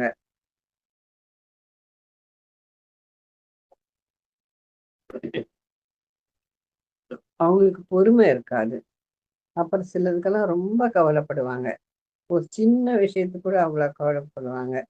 அப்புறம் எல்லாரும் நம்மளை மதிக்கணும், நம்மளை தாங்கணும், நம்மளை என்னன்னு கேட்கணும், அந்த மாதிரி ரொம்ப எதிர்பார்ப்பாங்க. சிலரெல்லாம் பிடிவாதம் பிடிச்சவங்களா இருப்பாங்க. சிலர் வந்து ரொம்ப கோபக்காரங்கள, பொறாமையோடு இருக்கவங்க எல்லாம் சீக்கிரம் கோபம் வரும். அவங்க என்ன வேணா பண்ணுவாங்க. சிலர் என்ன பண்ணுவாங்க, யார்கிட்டயும் சேர மாட்டாங்க, தனியா இருப்பாங்க. சிலர் எப்ப பார்த்தாலும் பதட்டத்தோடயே இருப்பாங்க.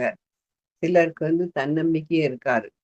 இது சரியாயிரும், நம்மளுக்கு நல்லாயிடும் அப்படிங்கிற நினைப்பில்லாம அதையே யோசிச்சுட்டு இருப்பாங்க. சிலருக்கு வந்து மற்றவங்கள டிபெண்ட் பண்ணியே இருப்பாங்க. இதெல்லாம் அவங்களோட சைக்கிக் ப்ராப்ளம். இந்த ஸ்ட்ரெஸ் இவங்களுக்கெல்லாம் என்ன கொடுக்கணும், கவுன்சிலிங் கொடுக்கணும். கூப்பிட்டு இது சரியாயிடும், இதை மாற்றிட்டு அந்த சைக்கிக் ட்ரீட்மெண்ட் கூட கொடுக்கணும். கூட கொடுக்கும்போது அவங்க மனமெல்லாம் மாறிடும். இப்போ குழந்தைகளுக்கு ஆஸ்மா வந்தால் என்ன பண்ணுறது? குழந்தைகளுக்கு வர்றதுதான் ரொம்ப கஷ்டம். அதுகளுக்கு மூச்சு விட முடியலன்னு தெரியாது. அவங்களுக்கு என்னென்ன வியாதி வரலன்னா, அவங்களுக்கு வயிற்று வலி, அடிக்கடி வயிற்று வலிக்குதுன்னு சொல்லலாம், அடிக்கடி லூஸ் மோஷன் போகலாம், சாப்பிட்டோன்னு வாந்தி எடுத்துருவாங்க, மூச்சிட முடியாதுன்னு சொல்ல தெரியாது, வேக வேகமாக சாப்பிடும்போது அது அப்படியே வாந்தி வரும், தோலில் அலர்ஜி வரும், காதில் சீழ்வடிலாம். அப்புறம் அவங்க பரம்பரையில் யாருக்கா இருந்ததுன்னா அவங்களுக்கு அந்த அலர்ஜி வரலாம். அப்போ இதெல்லாம் நம்ம என்னன்னு பார்க்கணும். அப்போ இதுக்கு தகுந்த மாதிரி அவங்களுக்கு ட்ரீட்மெண்ட் கொடுக்கணும். குழந்தைகளுக்கு வந்து சின்ன வயசுல எவ்வளோ தூரம் தாய்ப்பால் கொடுக்கணுமோ அவ்வளோ தூரம் கொடுக்கலாம். இந்த தாய்ப்பால் கொடுக்கும்போது 7ல 1 பங்கு அலர்ஜி அவங்களுக்கு கண்ட்ரோல் ஆகும். அப்புறம் வேற பால் குடுத்தாலும் அந்த பால நல்லா காய்ச்சி குடுக்கணும். முட்டை மத்த திடவரெல்லாம் குடுக்கும்போது 6 மாசம் கழிச்சு தான் குடுக்கணும். சிலருக்கெல்லாம் சேரலைன்னா அத குடுக்கவே கூடாது. வீட சுத்தமா வச்சுக்கணும். படுக்கை அறையெல்லாம் சுத்தமா வச்சுக்கணும். பிராணிகள்ட்ட போகாம பார்த்துக்கணும். பிராணிகள் அவங்களோட வந்து படுக்கிறதோ, படுக்கையில பகர்றதோ இது ஆகாது. குழந்தைகளுக்கு எந்த இன்ஃபெக்ஷன் வந்தாலும் உடனேக்கு உடனே ட்ரீட்மெண்ட் எடுக்கணும். சின்ன குழந்தைகளுக்கு சீக்கிரம் திட உணவு குடுக்கக்கூடாது. பச்சை முட்டை எப்பவுமே குடுக்கக்கூடாது. குழந்தைய தூசி இல்லாம பார்த்துக்கணும். அதோட உடையும் இருக்கிற இடமும் சுத்தமா வச்சுக்கணும். சின்னதுலேருந்தே நம்ம பழக்குனாதான் அந்த குழந்தைக்கு தெரியும். இப்போ வயசான வரவங்களுக்கு ஆஸ்துமா எப்படி இருக்கும்? இப்போ சிலருக்கு வந்து சின்னதுலேருந்து ஆஸ்துமா இருக்கும். அது வயசான வரைக்கும் இருக்கும். சிலருக்கு சின்னதுலேருந்து இல்லாம திடீர்னு வயசான பிற்பாடு ஆஸ்துமா வரலாம். இப்போ 2வது பின்னாடி வயசுல ரொம்ப நாள்பட்டு ஆஸ்துமா வர்றவங்க, அவங்க தான் மிகவும் பாதிக்கப்படுவாங்க. இப்போ அவங்களையும் நம்ம நல்லா பார்க்குறோம். இப்போ அந்த வயசானவங்களுக்கு வரும்போது, அவங்களுக்கு ஆஸ்துமா தவிர மத்த வியாதிகளும் இருக்கலாம். அவங்களுக்கு ம் பிளட் பிரஷர் இருக்கலாம், சுகர் இருக்கலாம், மத்த வியாதிகளும் இருக்கலாம். கால் வலி, மூட்டு வலி இதெல்லாம் இருக்கலாம். அப்போ அவங்களுக்கும் அந்த மருந்து குடுக்கும்போது பார்த்து குடுக்கணும். இந்த வியாதினால இத பாதிக்கலாம். இந்த ஆஸ்துமானால ஹார்ட் பாதிக்கலாம். ஆஸ்துமானால கிட்னி பாதிக்கலாம். கிட்னினால ஆஸ்துமா வரலாம். ஸோ இதெல்லாம் பார்த்து, அதுக்கு தகுந்த மாரி அவங்களுக்கு நம்ம மருந்து குடுக்கணும். இப்போ சில என்னன்னா, இப்பேற்பட்டவங்க வயசானவங்க சாப்பாட்டுல கவனமா இருக்கணும். உணவுகள்லாம் சரியான சமயத்துக்கு சாப்பிடணும். சிலருக்கெல்லாம் பெப்டிக் அல்சர் இருக்கலாம். வயித்துல புண்ணு இருக்கலாம். அதுக்கு தகுந்த மாரி சாப்பிடணும்.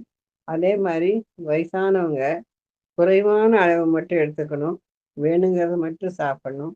ஒத்துக்கிறத மட்டும் சாப்பிடணும். எது ஜீரணமாகுமோ அத மட்டும் சாப்பிடணும்.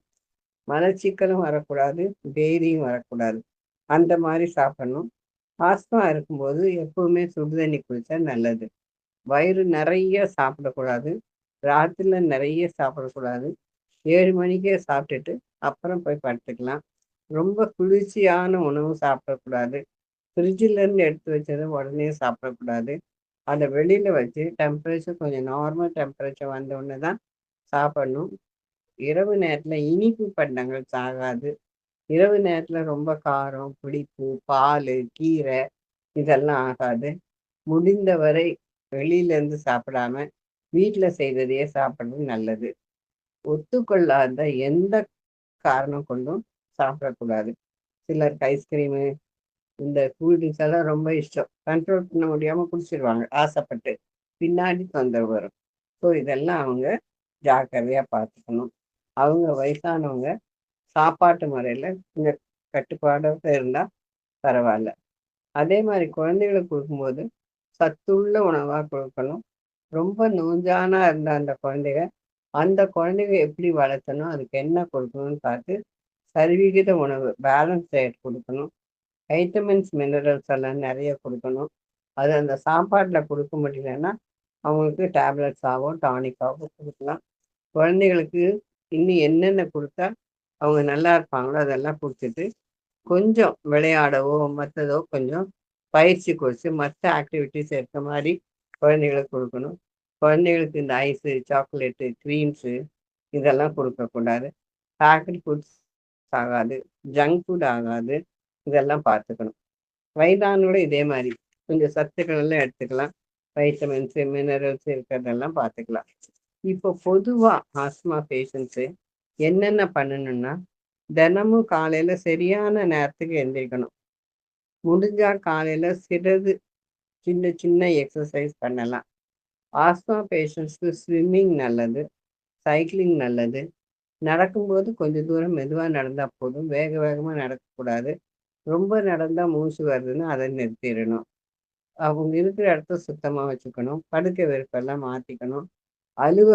அலுவலகத்திலயும் அதே மாரி இருந்துக்கணும். புகை சேரலன்னா, புகையில இடத்துக்கு போகக்கூடாது. அப்படி புகை உள்ள இடமா இருந்தா, அவங்க எப்பவும் மாஸ்க் போட்டு தான் இருக்கணும். கரெக்டா அந்தந்த நேரத்துக்கு அந்த மருந்த அவங்க சாப்பிட்டுக்கணும். இதெல்லாம் இருந்தாங்கன்னா, அவங்களுக்கு நல்லது. என்னென்ன பண்ணணும்னா, இரவு நேரத்துல ஜாஸ்தி வெளிய போகக்கூடாது. பனி இருக்கு, மழை இருக்கு, தூசு இருக்குன்னா அதெல்லாம் அவாய்ட் பண்ணணும். தினசரி வேலைய செய்யாம இருக்கக்கூடாது. சின்ன சின்ன விஷயங்களுக்கெல்லாம் கவலைப்படக்கூடாது. மதுபானம் கூடாது. புகையிலை ஆகாது. பீடி, சிகரெட் ஆகாது. சுருட்டு இதெல்லாம் சுத்தமா ஆகாது. தேவையில்லாத துணிகள் எல்லாம் போட்டுட்டு இருக்கக்கூடாது. பருத்தி துணி, லேசான துணி, இறுக்கமான துணி இதெல்லாம் ஆகாது. மூச்சு விடுறதுக்கு ஈஸியா இருக்கிற மாரி பார்த்துக்கணும். அடுத்தது அவங்க என்ன பண்ணணும்னு சொன்னா, உணவுல சிலதெல்லாம் சேர்த்துக்கலாம். பூண்டு சேர்த்துக்கலாம். பூண்டு ரொம்ப நல்லது. பூண்டு வந்து எதிர்ப்பு சக்திய கொடுக்கும். ரத்தத்த சுத்தம் பண்ணும். ரத்தத்துல இருக்க விஷத்தன்மை எல்லாம் போக்கும். நம்ம சாப்பாட்டுல அவங்க பூண்டு சேர்த்துக்கலாம். ராத்திரி படுக்க போகும்போது பால்ல ஒரு பூண்டு, கொஞ்சம் மஞ்சத்தூளு, கொஞ்சம் மிளகுத்தூள் சேர்த்துட்டு, அந்த ஒரு பூண்ட சாப்பிட்டுட்டு பால குடிச்சாங்கன்னா, கொஞ்சம் எதிர்ப்பு சக்தி வரும். இரவு நேரத்துல கொஞ்சம் அலர்ஜி வராம இருக்கும். இஞ்சி சேர்த்துக்கலாம். இஞ்சி ஜீரணம் கொடுக்கும். மத்த வயிற்று தொந்தரவுலாம் கொஞ்சம் பார்த்துட்டு, அடுத்த நேரத்துக்கு கொஞ்சம் பசியும் வரும். இஞ்சிய கஷாயமாவும் வச்சு குடிக்கலாம். டீல போட்டு குடிக்கலாம். இதெல்லாம் செய்யலாம். முருங்கை இலை, அகத்திக்கீரை இதெல்லாம் சேர்த்துக்கலாம். அதெல்லாம் சேர்க்கும்போது சூப்பா சேர்த்துக்கலாம். அதில வைட்டமின்ஸ் நெறையா இருக்கு. அயர்ன் இருக்கு. மத்த மினரல்ஸ் எல்லாம் இருக்கு. இதெல்லாம் சேர்த்துக்கலாம். மஞ்சள் எல்லாத்துலயும் மஞ்சள் சேர்த்துக்கலாம். மஞ்சள் ஒரு நல்ல ஆன்டிபயோட்டிக். அது இயற்கையிலேயே நம்ம எல்லாத்துக்கும் சேர்த்துப்போம். இதெல்லாம் சேர்த்தும்போது கொஞ்சம் சாப்பாட்லயும் ஜாக்கிரதையா இருக்கணும். அடுத்து சில எக்ஸர்சைஸ் எல்லாம் பண்ணணும். பிரீத்திங் எக்ஸர்சைஸ் பண்ணலாம். மூச்சு பயிற்சி செய்யலாம். அந்த சுவாச பயிற்சி யாருக்குன்னா பழகிட்டு செய்யலாம். எக்ஸர்சைஸ் வந்து இந்த ஜிம்முக்கெல்லாம் அதெல்லாம் போவத விட, யோகா செய்யலாம். சின்ன சின்ன எக்ஸர்சைஸ் செய்யலாம். யோகா வந்து உங்களுக்கு இந்த மாரி பலம் சேர்க்கறதுக்கோ, மசில்ஸ் டெவலப் பண்றதுக்கோ இல்ல. இந்த உள்ளுறுப்புகள் எல்லாம் நல்லா பலப்படும். ஹார்ட், லங்ஸ் எல்லாம் நல்லா வேலை செய்யும். நல்லா செய்த பிற்பாடு கொஞ்சம் ஃப்ரெஷ்ஷா இருப்பாங்க. புத்துணர்ச்சி இருக்கும். உடல்ல எல்லா சுரப்பிகளும் வேலை செய்யும். அட்ரினல்ஸு, தைராய்டு, பேங்க்ரியாஸ் இதெல்லாம் நல்லா வேலை செய்யும். உடல்ல இருக்க நோய்கள் எல்லாம் போய் கொஞ்சம் எதிர்ப்பு சக்தி வரும். ரத்த ஓட்டம், காற்று ஓட்டம் நல்லா இருக்கும். மூச்சு விட நல்லா இருக்கும். உள்ளுறுப்புகளுக்கெல்லாம் கொஞ்சம் மசாஜ் செய்த மாரி இருக்கும். இதனால உள்ள இருக்கிற கழிவுகளும் வெளியேறும். அதனால யோகா செய்யறது கொஞ்சம் நல்லது. அந்த யோகாவும் முறைப்படி கத்துக்கிட்டு செய்யறது நல்லது. இதெல்லாம் நம்முடைய பழக்கவழக்கம் இதெல்லாம். இப்போ ட்ரீட்மெண்ட் என்ன? இப்ப ஆஸ்துமா இருக்குன்னு தெரியும்.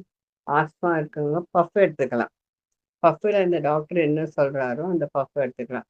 காலையில படுக்கையிலேயே 2 பஃப் எடுத்து, கொஞ்ச நேரம் உட்கார்ந்து, மூச்ச நல்லா வெளிய விட்டு எடுத்து, கொஞ்சம் பிரீத்திங் எக்ஸர்சைஸ் எல்லாம் பண்ணிட்டு, தன்னை ஃப்ரெஷ் பண்ணிக்கலாம்.